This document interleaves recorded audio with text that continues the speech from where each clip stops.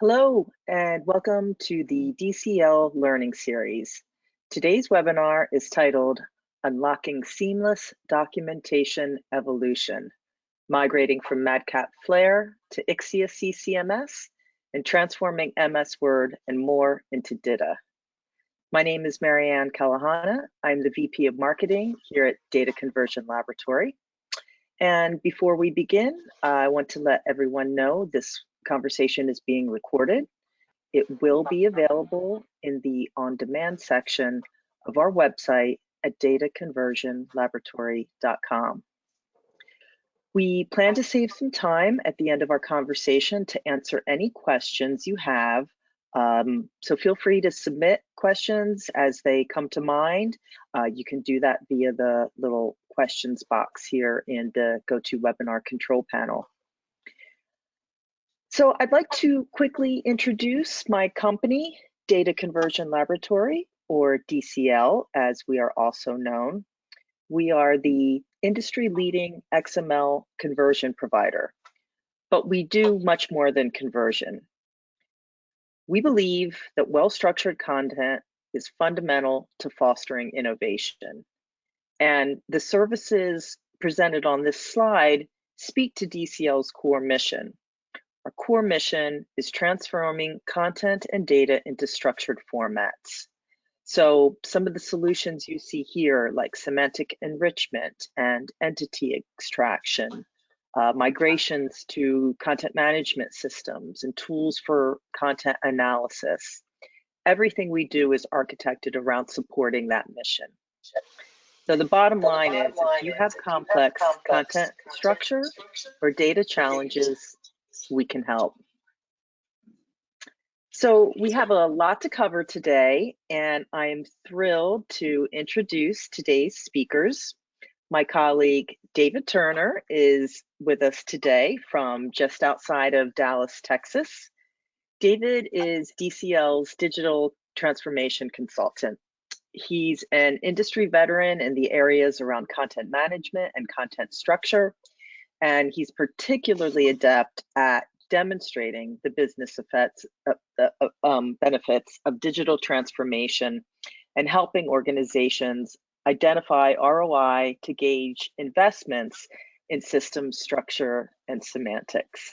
Welcome, David. We also have Deepo Ajose Coker joining us from Paris, France, not Paris, Texas. And Deepo is the product marketing manager at MadCap Software. And I've been fortunate to know Deepo now for a number of years, first as a DCL client and now as a DCL partner with MadCap. And every time I discuss or hear Deepo speak about content management or technical documentation, I really gain invaluable insights from his perspective on both sides of the fence, so to speak. So thank you so much for joining us, Deepo. And with that, I'll turn it over to you, David. All right, thanks so much. Yeah, excited as well to get to have this conversation. I loved working with Deepo, and we've done some of these conversations together before. Our title today talks about the concept of migrating from MadCap to IXIA, and I think a lot comes to mind when people talk about migrations. Out in the natural world, migrations can be a really gentle and peaceful and beautiful thing, but often they can also be very bold and disruptive kinds of things. So we want to talk a little bit through that, especially after this merger. How is this going to work? What are the implications of that? How do we make it be more gentle and peaceful and maybe less bold and disruptive? One distinction I do want to make in terms of kind of defining terms at the beginning is this concept of migration versus conversion. A lot of times these terms are used synonymously in the industry. And a lot of times we use the word migration when we're really talking about conversion. The complexity is really more around conversion than it is migration. Technically, migration is the process of moving content kind of as it is, if you will, right? So lifting and loading from one system to another. Whereas conversion is about transforming that content into the different components that are optimized for a new system. Now, we tried to stick with the whole migration thing here in nature and all that kind of stuff, but I'm going to break apart for a second, sorry, Depot here, and I'm going to go into the whole Lego brick analogy because that's my favorite, and it seems like it's my favorite. When it comes to migration is like having a pile of Lego bricks and moving it to a new storage system, right? You're picking it up and you're moving it. Whereas conversion is more like you've got Lego bricks that are already built into something, and you've got to break it down into those components and then go store it effectively, right? So it takes more thought, it takes more work, it takes more software to get those things in there, and that's a best case. You might be going from Lego brick to Lego brick, but sometimes we have customers that don't really have Lego brick. Maybe they have some kind of brick, but it's like a Duplo brick, so it's not a one-to-one. So there's a bit of a transformation that goes from getting those into the structural format, or some people don't have bricks at all, right? It's Lincoln log. So we'll use the term migration today really to talk about this idea of moving the content. But a lot of what we're going to be talking about is really the conversion and really the whole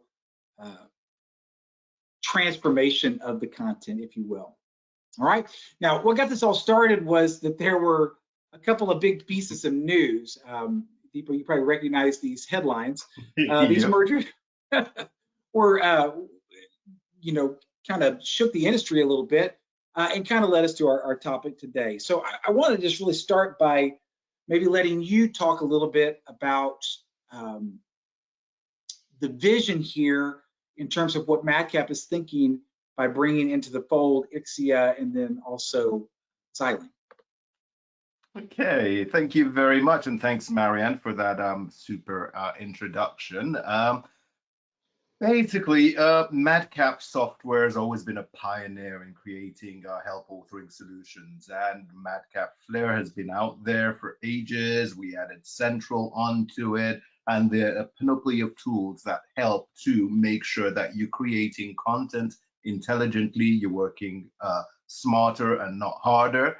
And so part of that vision was for us, we listened to our customers, and customers would come to us and say, well, we heard about DITA, can we use DITA in your, and we're like, okay, well, no, Flare will import DITA, but then it becomes its own XML. It's no longer following the DITA standard. And so the vision was, okay, well, let's answer some of these questions. Let's respond to what the users want. They want solutions that will fit to them rather than them having to fit to the solution. And so we started creating a new era in content management. That's our new slogan. It's a new era in content management because what we're trying to do is to bridge silos. We want technical documentation professionals to be able to share content, both source content and output content, target content, with our partners in learning and development. These are two different strands. They've always been independent silos, but we want to be able to offer them tools that, one, will respond to what it is I want to build. You want to build a training course? Well, then pick up Xilinx, which we acquired this year. Oh, you really want that DITA solution? You want to go for structured content in DITA XML? Well, we acquired IXIA CCMS. And the vision, the future vision for us is that all these tools will be able to bridge those silos between the documentation department, the documentation department and the learning and development departments. And other departments are coming along as well. The tools will be able to talk to each other, and thus we're bridging those silos, and people in one department can use the source content, share that source content with another department. Gotcha. I think you've already talked about this a little bit, but maybe you want to hit a little bit more on some of this vision of the silos. Yeah, so we've been talking about breaking down silos for as long as I've been a technical writer, and I've been a technical writer a long time. I only just changed to product marketing a couple of years ago. But what I realized in my last job was we had, I used to work for a large medical device company, and so we had a technical documentation. We had teams of technical documentations throughout the organization. But at one point, there was a request from the training department, like, oh, can you give us some of the PDFs that you've developed? Because we find our engineers that we're training, they're all picking up the PDF outputs that you're using, and they're using that to perform some of the procedures that we're having to repeat on our side. And so there's that silo. There's a natural silo. Different departments, different formats of training. A technical writer goes to technical writing school. They learn things like minimalism, DITA, and so on. And then you've got learning and development specialists on one side, and they're not talking to each other. And if you do have to share information, you're having to share the output, share a PDF. And so we want to bridge those silos between technical documentation and learning and development. So whether you're onboarding new team members, you want to deliver just-in-time documentation and so on, you can see all of that on the wheel on there. We want to make it easier for those departments to start sharing that source content and producing brilliant output for their customers. Got that. So that makes sense. So I guess the next thing we probably should talk about then is kind of the journey that you have in mind for customers to maybe move through and work with these different products. So why don't you tell us a little bit of a story of one of these journeys and kind of what you're envisioning here? Yeah. Okay. So the MadCap journey, I find the best way to explain this, why and how should I choose, when am I ready for what tool and so on, is to tell you a story. So I'm going to tell you the story of Acme Robotics.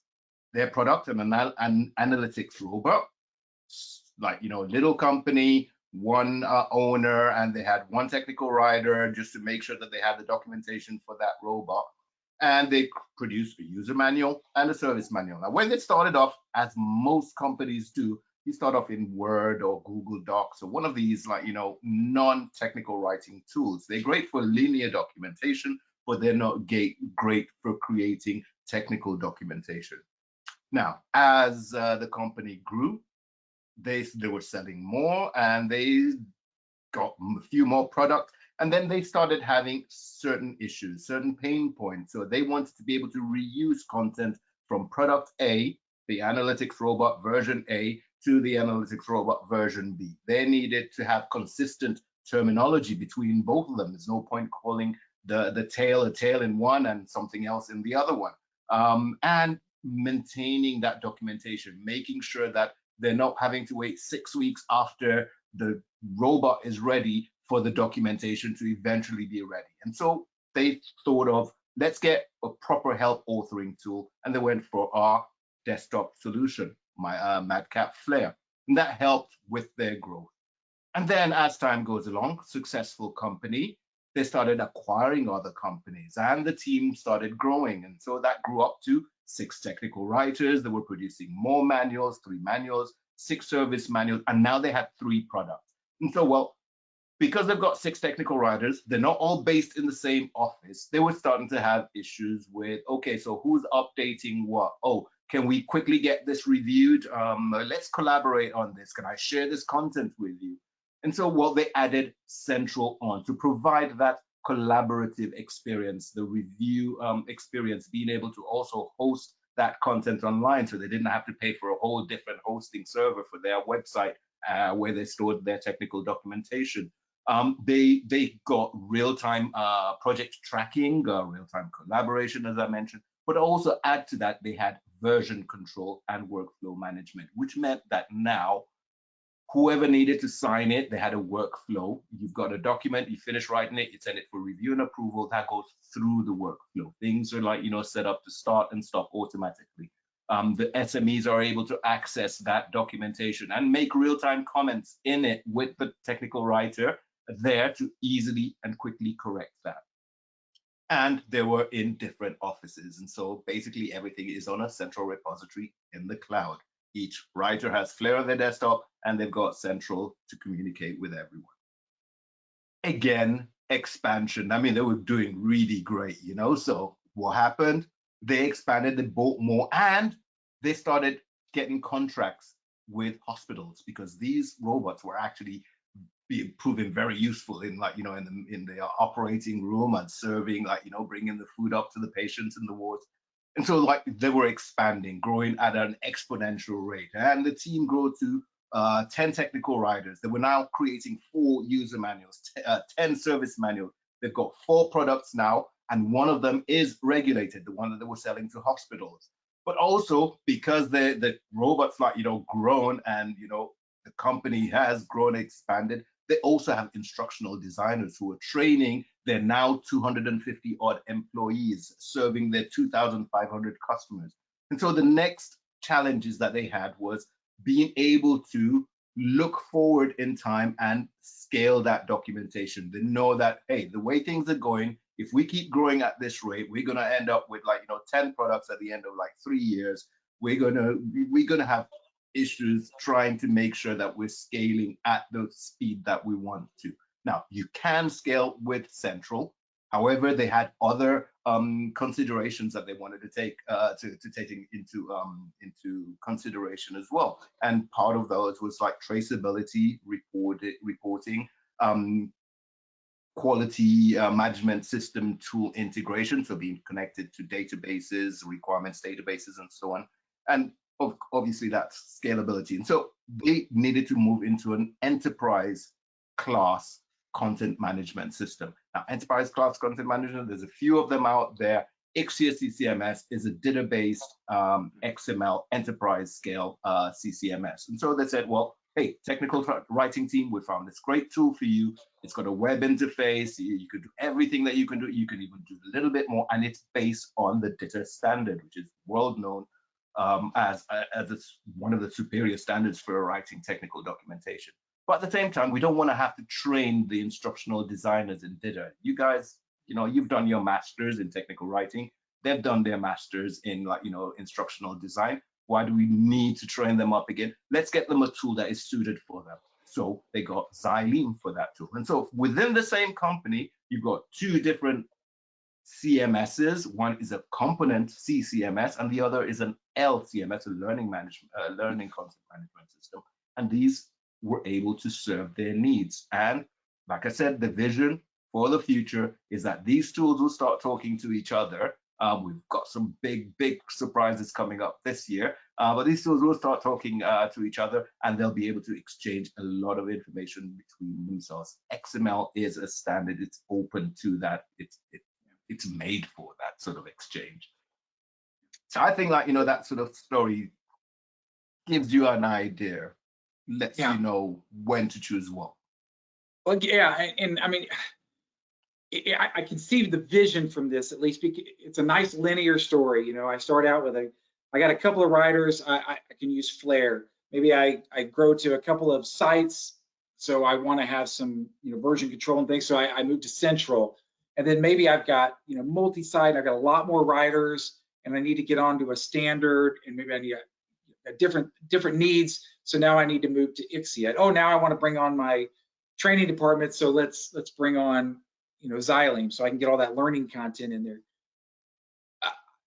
I'm guessing, though, companies are always going to be in different places, right? So is it possible that someone could come on and just skip, you know, the Flare part and just move straight to IXIA? Or is it possible you've got somebody that's already on IXIA and they just want to add on Xylem now?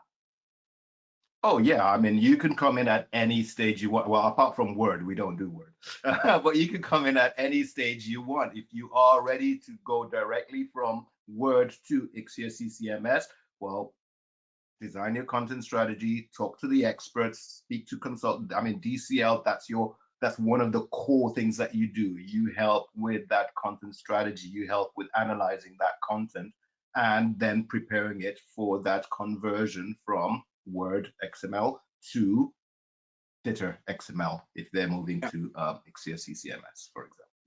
Absolutely. So I would say, as you're moving, depending on on which tool you move to, or kind of how you move through this journey, that's going to help determine your migration path. Because if you've got Microsoft Word content that you need to get to Flare, that's going to have different considerations than if you've got Word content that you're trying to get to Xylene. Or similarly, if you've got Flare content that's going to move to Xylene, for example, that might look a little bit different as well. And I think that leads us really to kind of the next kind of point we wanted to make is that as you're looking at this, whatever you're doing, you do need to remember that migration paths are very seldom the exact same, right? It's I mean, when you look at the way that people migrate, it's different than the way that birds migrate, right? And different than the way that dolphins migrate, right? So different organizations are going to have different needs, et cetera. And I think there's several different factors. Even within it's going to make a difference. Species. Yeah, it's going to make a difference. What your organization is. It's going to make a difference in terms of what content types you have. What are the needs there? And so as we just talked, if you've got a different destination, I guess if I'm migrating from my house to the grocery store, my migration path might be different than my migration path to my in-laws' house. So again, it's like if somebody's using Flare for the first time, their migration might have a different set of requirements than someone going directly to IXIA. Or maybe you have IXIA already, and now you're wanting to bring on your instructional designers, totally different path. I think another key thing, and I think you're going to talk about this more a little later, is the whole idea of what expertise do you have? To put this in the migration context,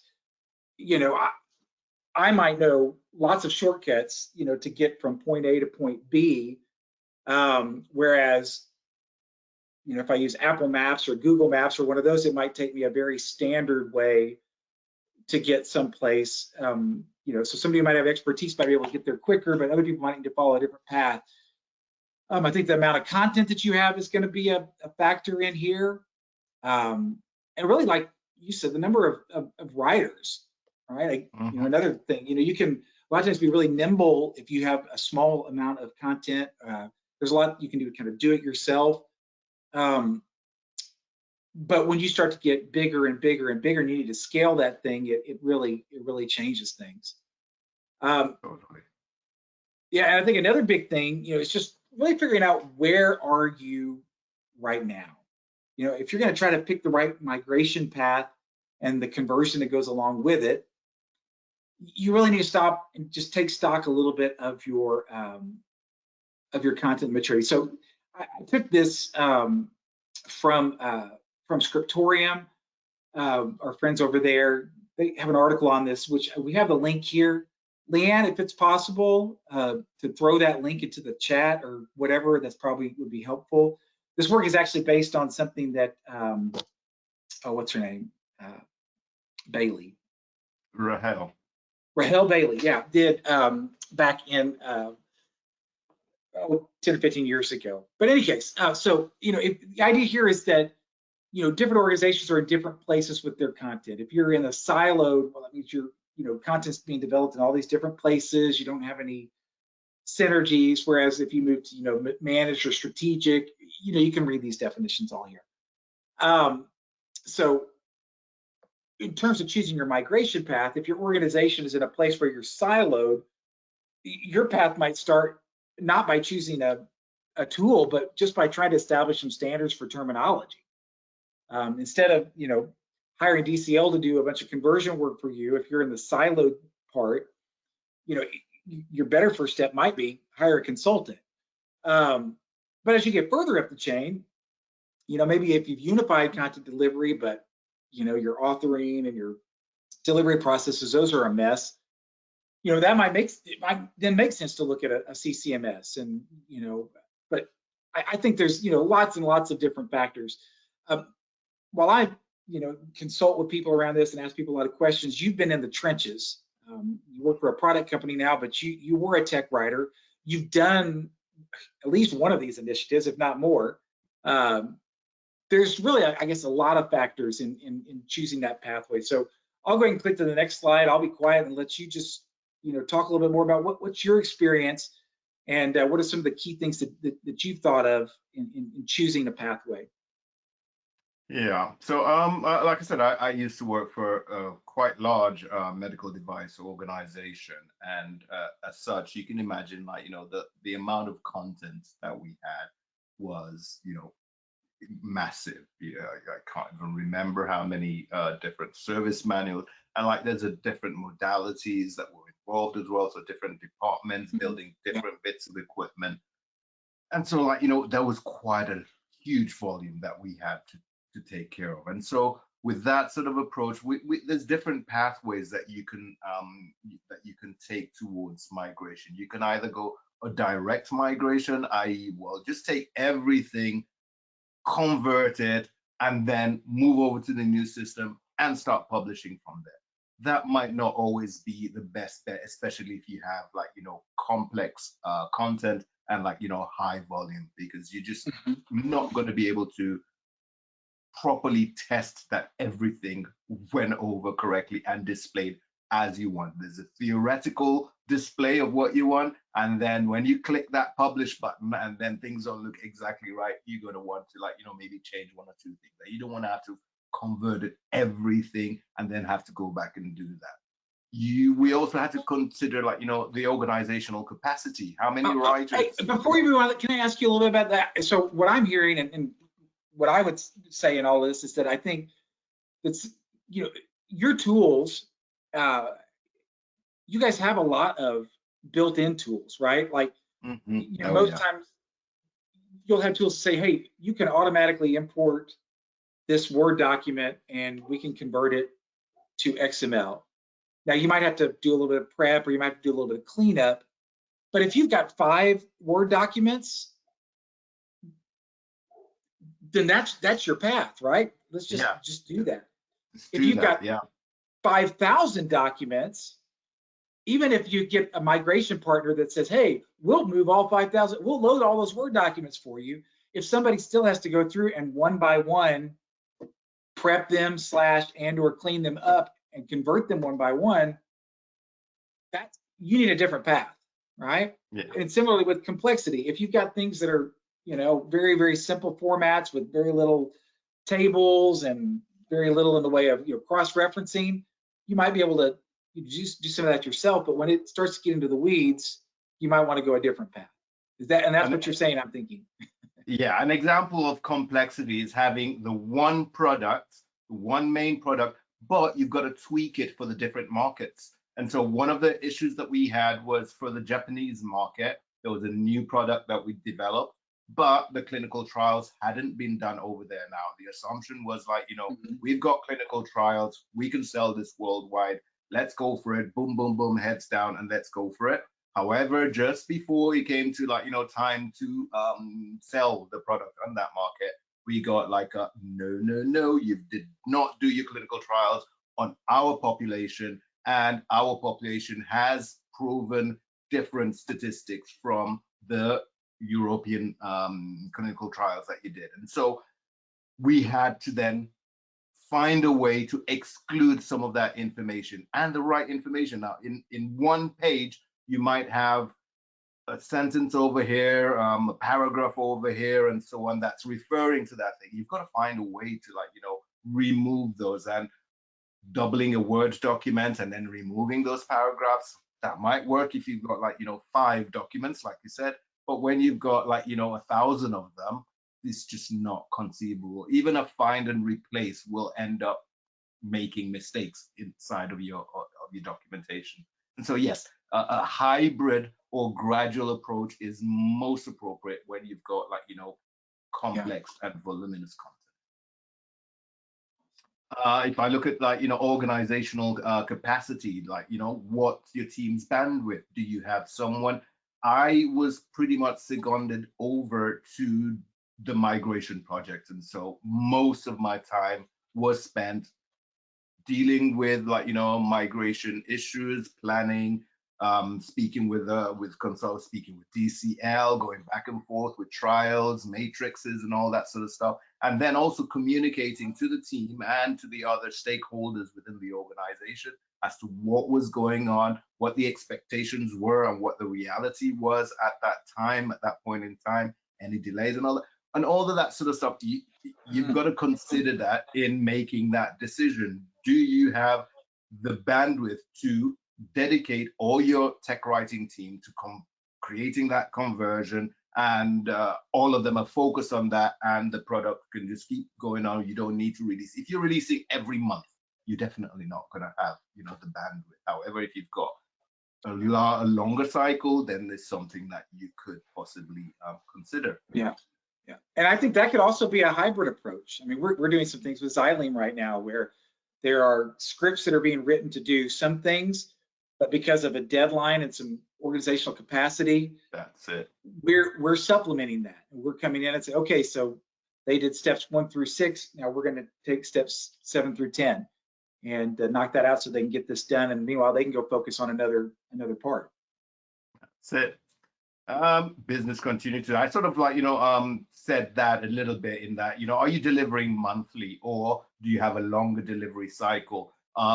Is the conversion going to slow down work somewhere, and that, you're no longer able to be as reactive as you were, be as agile as you were with delivering new documentation or new training materials as and when? So your business continuity needs will determine also, okay, well, we can not deliver for a year. Let's go for a direct approach. Okay, or we need to keep delivering, so it's a hybrid. Let's deliver, let's do one manual, and we'll, keep with the old system for the other ones. And once we've fine-tuned and really done that one well, then we take on the next manual. And so you're working with both systems at the same time.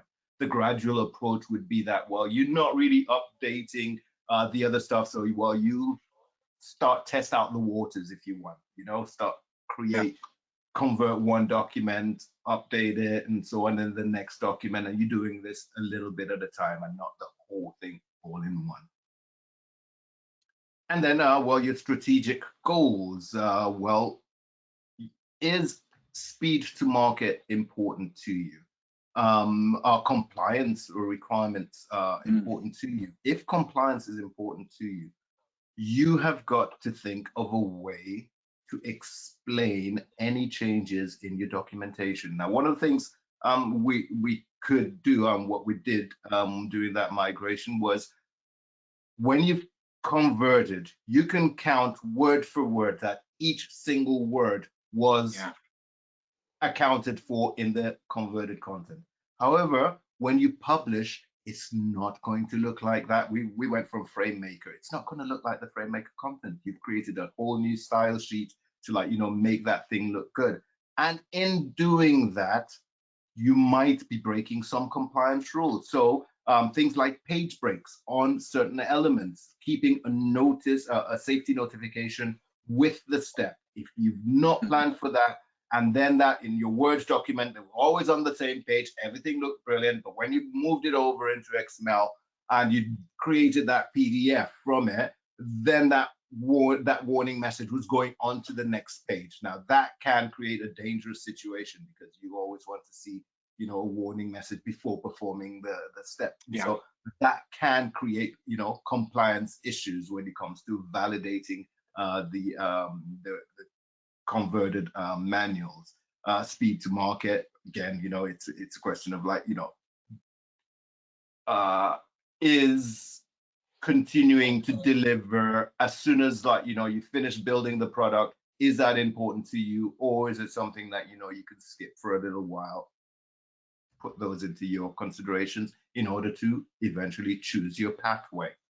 So that should lead us on to what is important to you. Look at, I've spoken to most of these things in here. You want to future-proof your content. Is that what's important to you? Because we all now, with the advent of ChatGPT and all that, we know that structured content is king.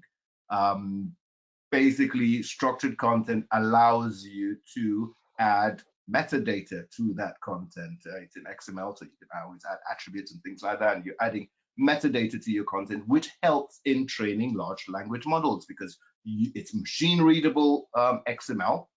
and your instructions and the context are also machine readable, which allows that LLM to be more effective in its training.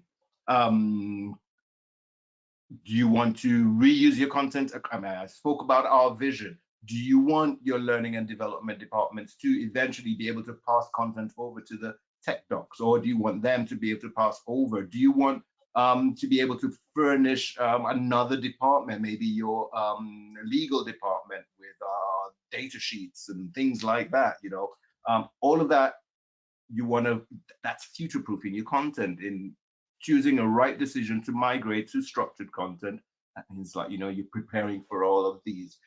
Is regulatory compliance important to you? So do you want to simplify your audits? And one of the nightmares, I'm like, you know, we would get a warning months in advance. Okay, well, this date, the auditors are coming, and everyone, like, you know, that's it, down, no holidays, you know, and all of that sort of stuff.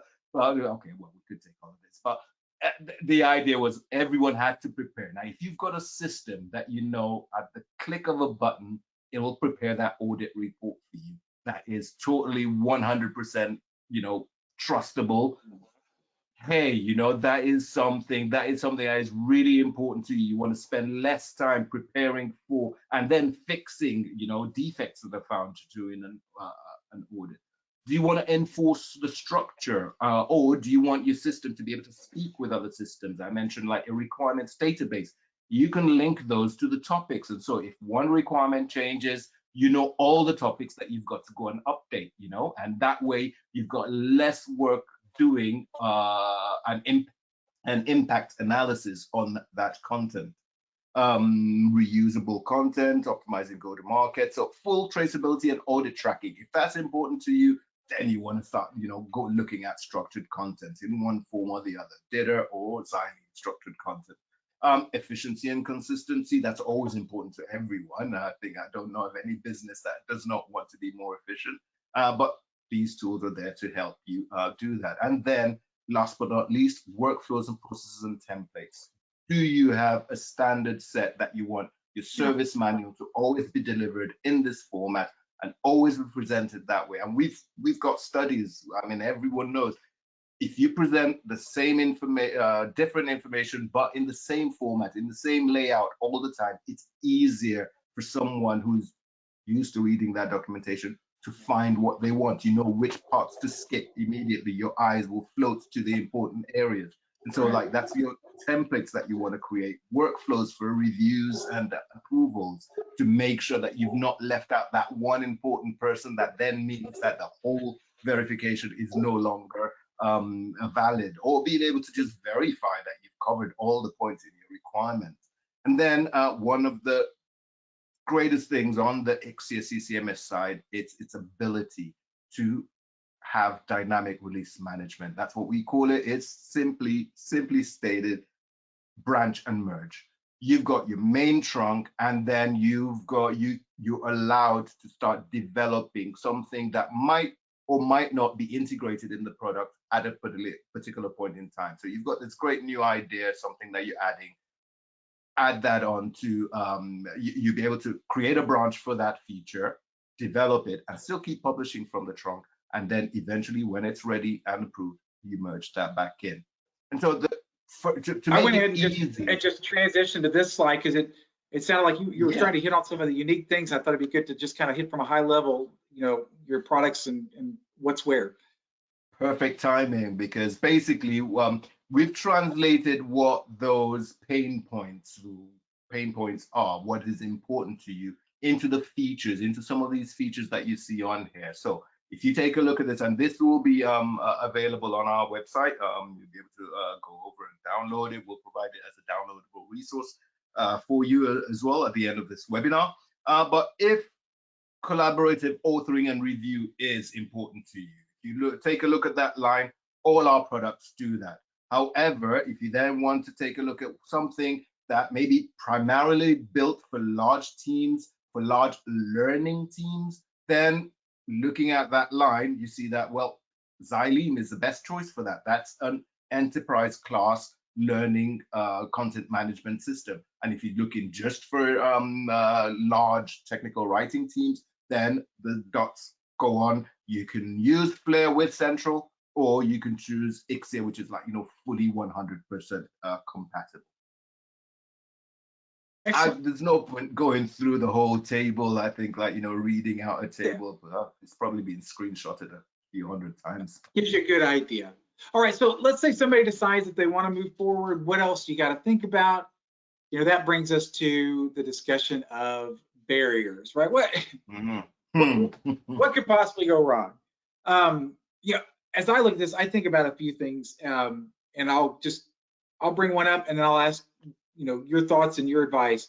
The first thing I think of in terms of when somebody decided they want to do this, how do they get the budget for it? How do they build the business case? Any advice you have on this? Okay, yes, building the business case. Now, when you're talking about that, you're talking about getting someone to open the purse strings, and dip in there. And so you've got to think about what is important to that person. What is important to you as a technical writer is different from what is important to the CEO. The CEO wants to be able to release a product every month. Well, then you go to him and say, well, if we've got this system, we'll be able to reuse content. That means we're leveraging content that we've already created. That reduces 30% of my workload. Our translations will save money on that, but also we'll be able to reuse translations across things. So there's even more savings over there.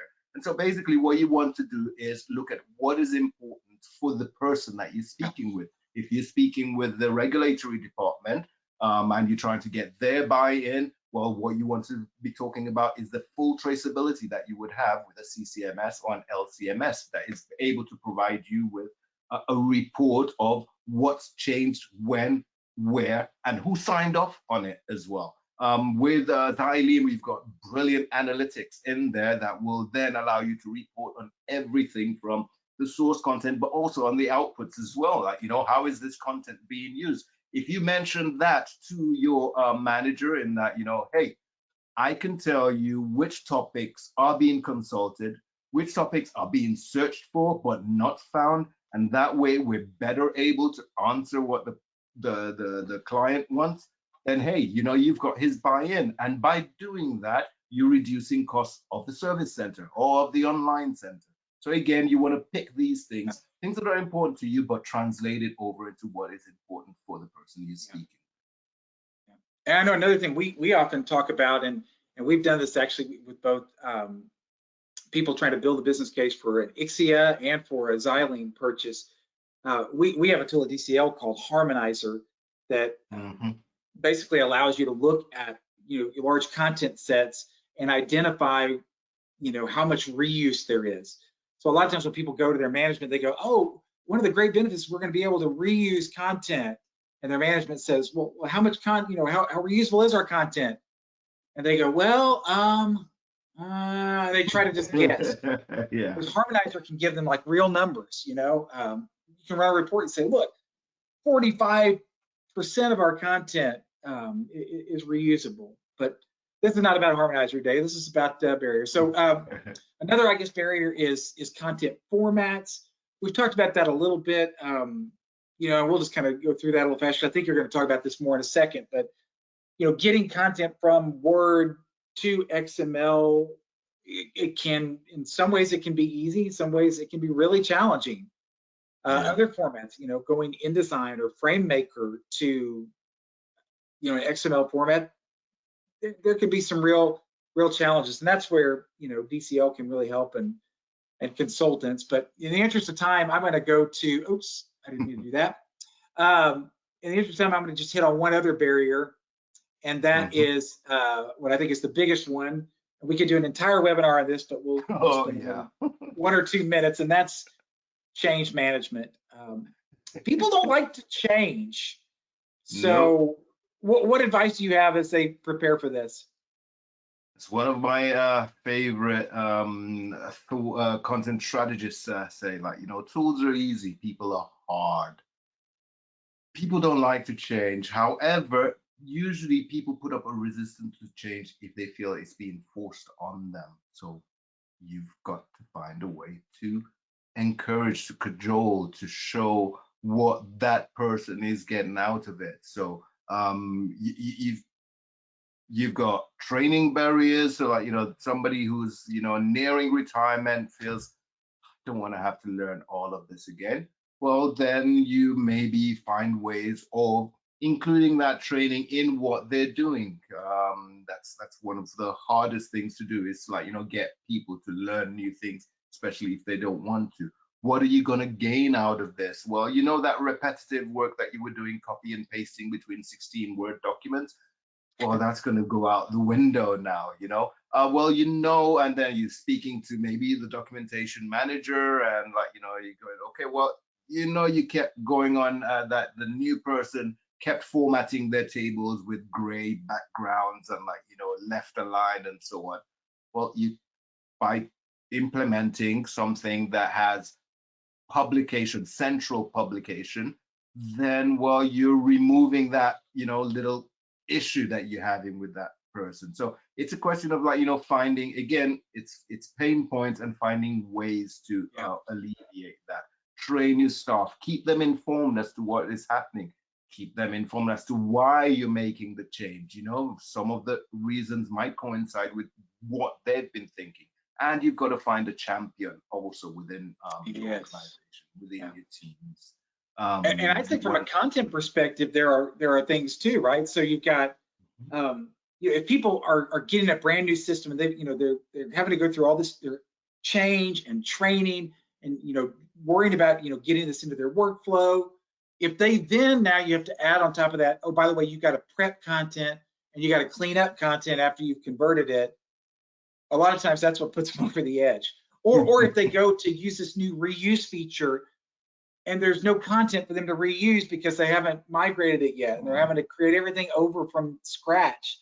A good conversion strategy, to get content and get content correct and have it working, so when people start using the system, I think that can be critical. But we're getting close to the end of our time, and I want to make sure we talk about. I know MadCap has made some commitments in this from a product perspective to help us with these barriers, and I want you to get to hit on that just at least a little bit. Yeah, I mean, one of the things that we find that is really on certain vendors is locking down content in order to try and retain the client. Your content, when it's transformed into Flare XML, Xylem XML, will not be locked down. You are allowed to import and export your content at your own will. Do whatever it is that you want to do with it. That is our solid promise. Your content will not be locked down. And I know even of DITA CCMS providers, DITA is a standard, and as such, it's supposed to be an open standard. It's free for all. However, once it goes into this system, and I found this out the hard way, there's loads of proprietary code that's injected into it, which then means the day that you say, okay, well, I'm no longer happy with this particular vendor, I want to move to another vendor, then you find you're gonna have to pay so much to just like, clean out all the extra. It's the difference between pure XML and a Word XML.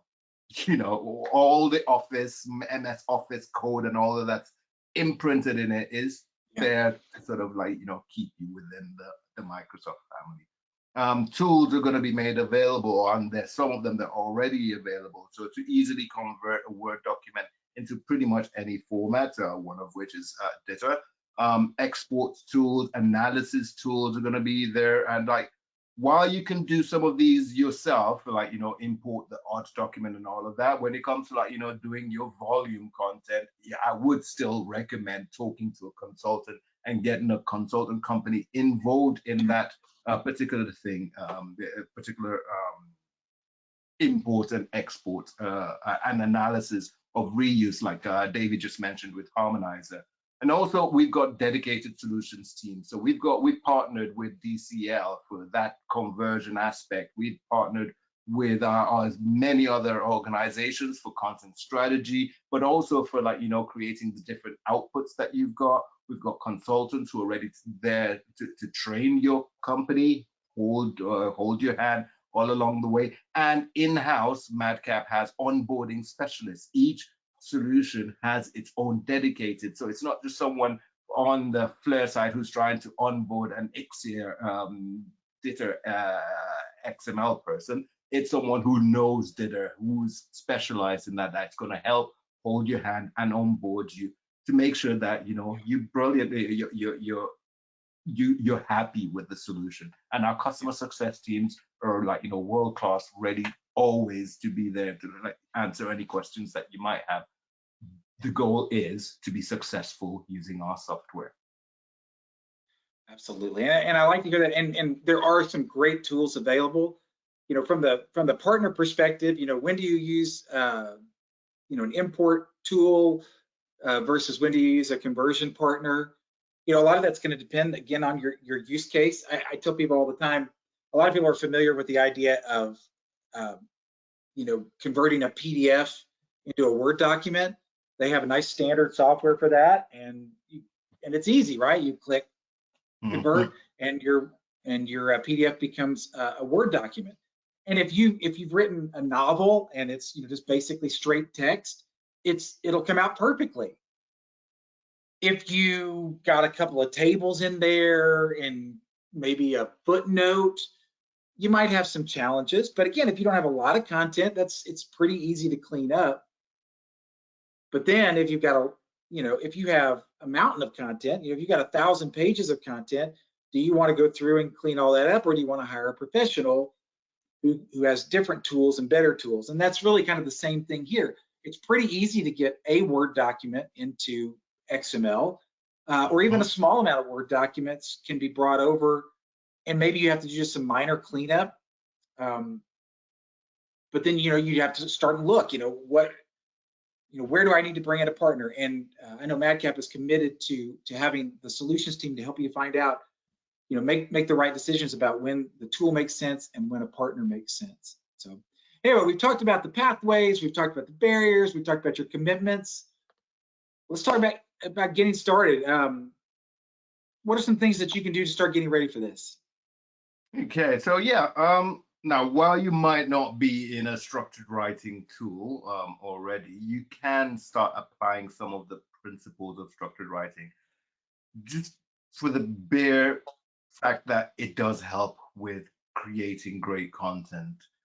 So I look at the principles of the best principles of structured writing. Information typing, that is one of the, I think, the most beneficial parts of structured writing and DITA structured writing, especially because it introduces the concept of, first of all, dividing your information so that you're making it easy, one, to create that content. For the writer, they're only concentrating on creating a task element, or they're creating a concept element or a reference element. These are different types of information.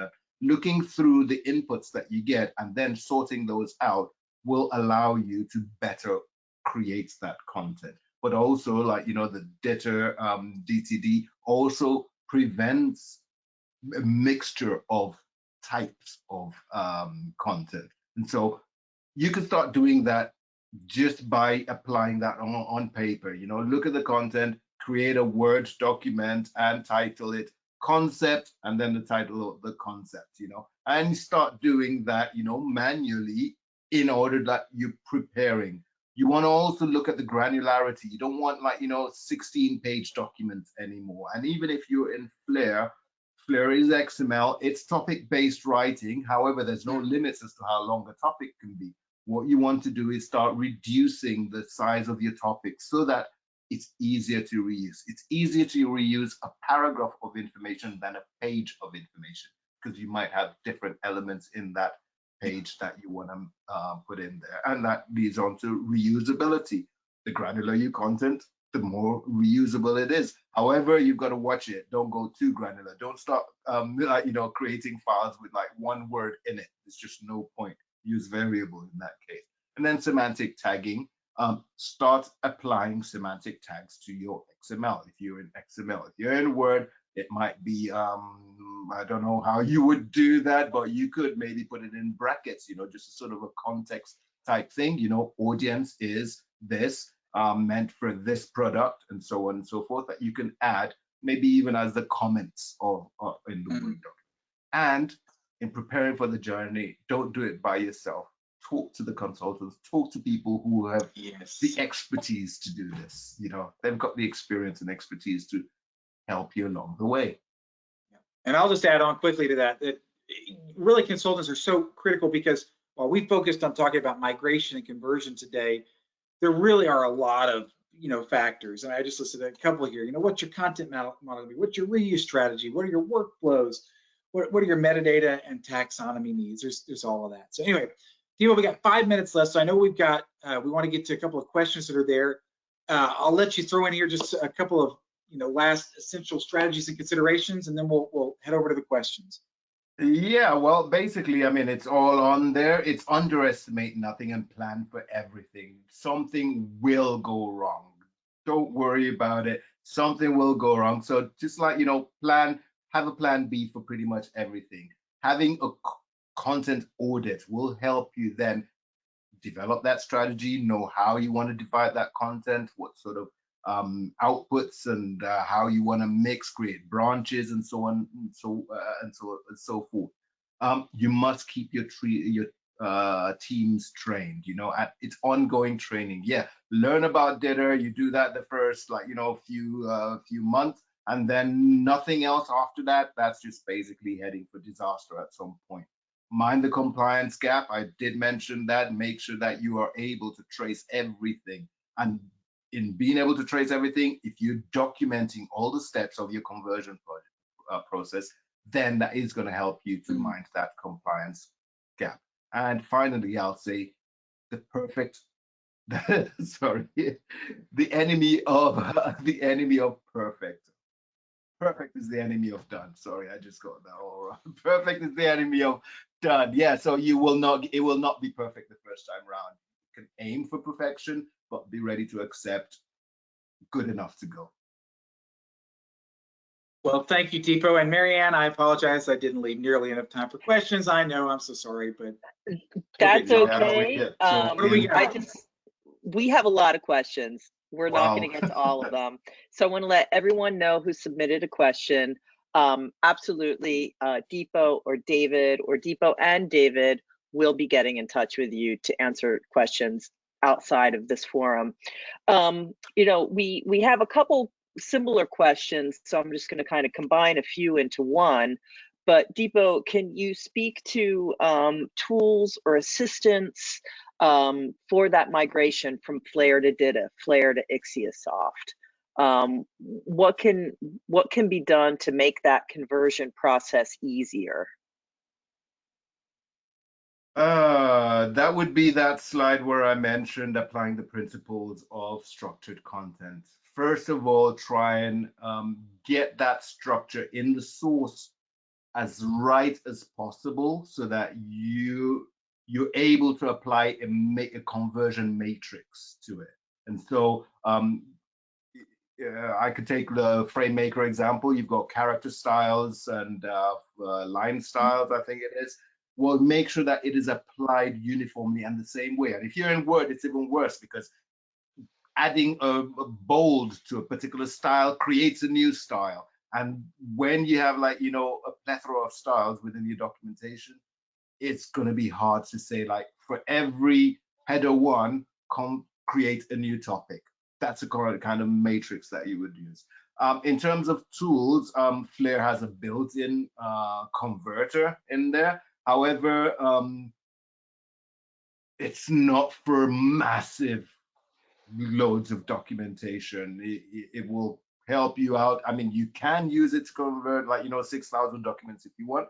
However, what you will miss in using a service like a harmonizer is that opportunity to have the analysis of it, to spot all the areas where you can reuse, and then to automatically recreate those topics of reuse for you. And then, well, best bet, I could talk forever on this. I won't, because we're short on time. Give me a bell, and I'll point you to the right people at MadCap Software or at DCL, who can give you more detailed answers and specific to your situation as well, because every situation is different. Yeah, and so the rest of the questions, we're going to have to be in touch. We have come to the top of the hour, and I want to thank everyone who stayed on. We really appreciate your time today. So this is the DCL Learning Series. It comprises webinars such as this. We have a monthly newsletter and a blog. You can access many other webinars that are related to content structure, XML standards. DIPO is featured in many of our webinars. Those are found at dataconversionlaboratory.com in the on-demand section. We do hope to see you at future webinars. Stay tuned. You'll be hearing from Deepo and David to answer the questions we couldn't get to today. But this concludes today's broadcast. Yeah. Cheers, everyone. Thanks. Bye.